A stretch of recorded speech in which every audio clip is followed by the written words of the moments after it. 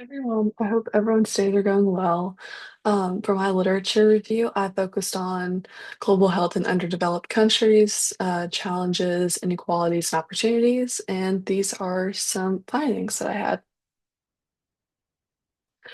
So, my first major finding has to do with healthcare system structures and inequalities.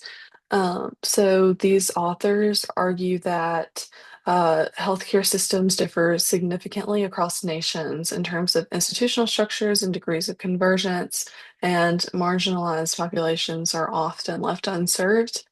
The study identifies five critical gaps in healthcare research. The next major finding was non-communicable disease burdens in the global south. So these authors basically discuss how low-income countries face a dual health burden with rising rates of non-communicable disease burdens like diabetes, heart disease, which is compounded by existing infectious diseases. This leads to a major lack of resources and funding to adequately do the job. And yeah, it's really harmful to healthcare systems. My next two are globalization and public health and localized health interventions and inequality. So Fiddler discusses how globalization has changed health challenges, specifically how it's heightened the interconnectedness of health challenges, particularly for emerging infectious diseases.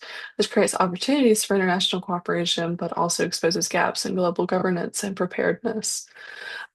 Woodward and the other authors talk about how globalization has mixed impacts on health, and the authors emphasize the need for equity-focused globalization policies instead of assuming that one size fits all. So, Obuaku Igwe talks about how health inequality in South Africa remains pervasive. It's driven by systemic factors such as apartheid legacies, economic disparities, etc.